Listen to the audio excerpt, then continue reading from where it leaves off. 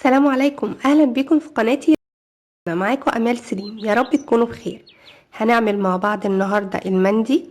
هنعمله المندي على اصوله باجمل طريقه، والنتيجه ممتازه جدا. هتعملي مندي حلو قوي قوي، احلى بكتير من اللي بتاكليه في المطاعم. هيعجبك جدا وهتعتمديه باذن الله كأكلة رئيسية في بيتك، وكمان في أي عزومة هيشرفك. يا رب فيديو النهاردة يفيدكم، وأتمنى لو عجبكم تعملوا لايك للفيديو عشان نوصله لأكبر عدد من الناس. ولو أول مرة تدخلوا قناتي ياريت تعملوا اشتراك في القناة وتفعلوا زر الجرس علشان توصلكم كل الوصفات. وأتمنى كمان تسيبولي رأيكم في الكومنتات. يلا نشوف هنعمل مع بعض المندي ازاي.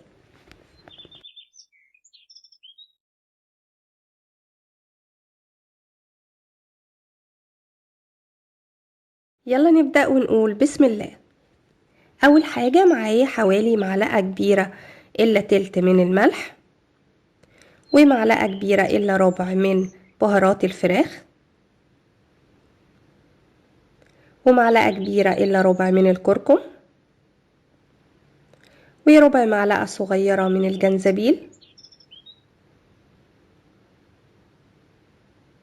وربع معلقة صغيرة من بودرة الزعفران عشان تديني اللون. وهضيف عليهم 3 معالق كبيرة من الزيت.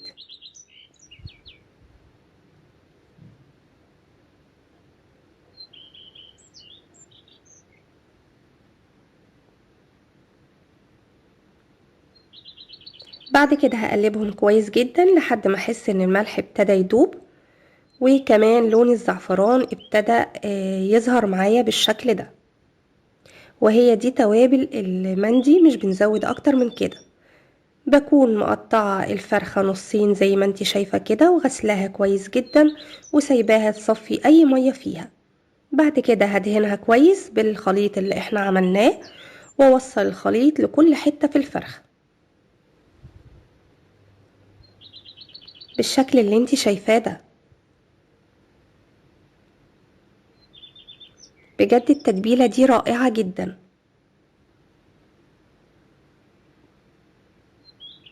يعني مش بتزودي اي توابل تانية اكتر من اللي احنا حطيناها. بعد كده بقلبها على الناحية التانية وهدهنها بباقي الخليط.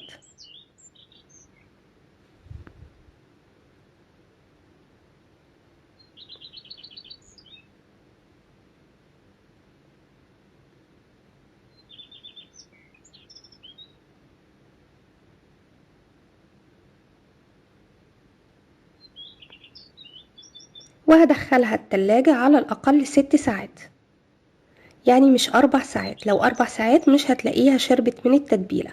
على الأقل 6 ساعات، إن ما كانش ليلة كاملة.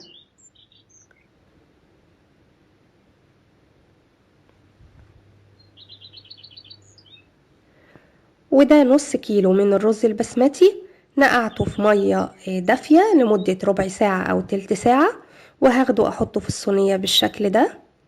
وهضيف عليه التوابل، عبارة عن ليمون ناشف، وقرفة عود، و4 حبات من الحبهان الصحيح، وتلت معلقة صغيرة من الفلفل الأسود صحيح، و4 أو 5 من القرنفل أو المسمار، و4 ورقات من ورق اللورة. وبضيف عليهم معلقة صغيرة من الملح أو زي ما تحبي، ومعلقة صغيرة من الكركم. وهضيف عليهم معلقتين كبيرة من الزيت.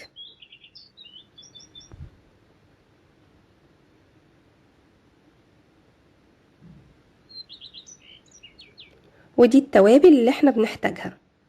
قلبتهم بالشكل ده.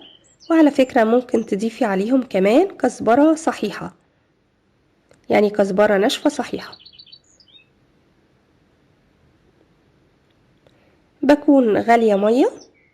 معيار المية بيكون عبارة عن ايه؟ 3 كوبايات الرز ياخدوا 4 كوبايات ونص من المية. طبعا لو بتعملي الرز بسمتي عادي بتاخدي ضعف الكوباية الرز مية، لكن هنا انتي كل المية اللي في الفراخ بتنزل على الرز، وكمان بتسيبيه وقت اكتر في الفرن، فمش بيحتاج ضعف المية، يعني ضعف كمية الرز مية. بعد ما تضعفيه بتشيلي منه 1.5 كوباية من المية.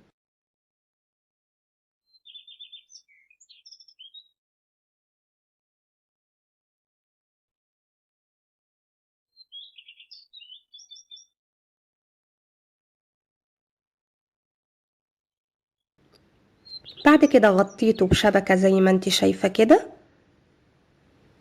طبعا لو مش متوفر شبكة بتغطيها بفويل وبتحطي عليها الفراخ. بعد ما حطيت الفراخ على الشبكة بغطيها بالفويل زي ما انت شايفة كده.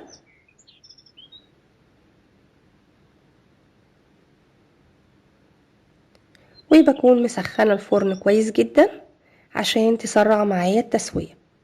دخلتها الفرن، بيقعد في الفرن لمدة ساعة. بعد كده بطلع الرز وبدخل الفراخ تاني بعد ما اشيل ورقة الفويل، وبسيبها لمدة نص ساعة كمان. بعد كده حطيت عليها قطعة من الفحم زي ما انت شايفة كده في ورقة من الفويل، ونزلت عليها كام نقطة من الزيت وغطيتها تاني بحيث اديها ريحة الفحم. والخطوة دي مهمة جدا في المندي.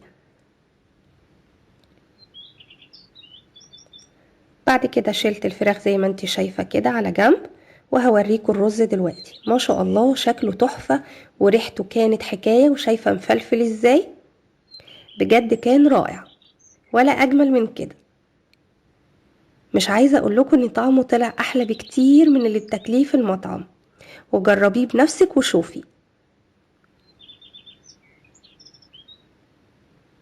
ولون الفراخ كان جميل جدا، وطعمها جميل جدا، وكانت متبلة حلوة قوي. وهو حطيناهم في طبق التقديم. بجد حاجة جميلة، والطعم ولا أروع من كده. وحاجة عاملاها في بيتك هتكوني مبسوطة بيها جدا، وكمان تقدري تعمليها في أي عزومة. بجد هتشرفك، وهيقولوا إن نفسك حلو قوي في الأكل.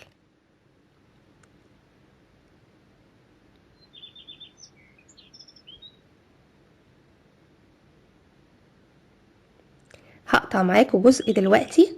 هي بجد كان لحمها بيدوب، كانت دايبة جدا. شايفة شكلها من جوه عامل ازاي؟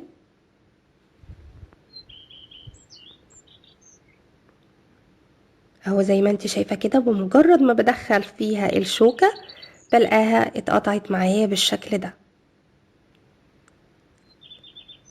يا رب فيديو النهاردة يكون عجبكم، واتمنى لو عجبكم الفيديو تعملوا لايك للفيديو عشان نوصله لاكبر عدد من الناس. وكمان لو اول مرة تدخلوا قناتي تشتركوا في القناة وتفعلوا زر الجرس علشان توصلكوا كل وصفاتي. ويا ريت تسيبولي كومنت لو عجبكم الفيديو النهاردة. بحبكم في الله. امال سليم.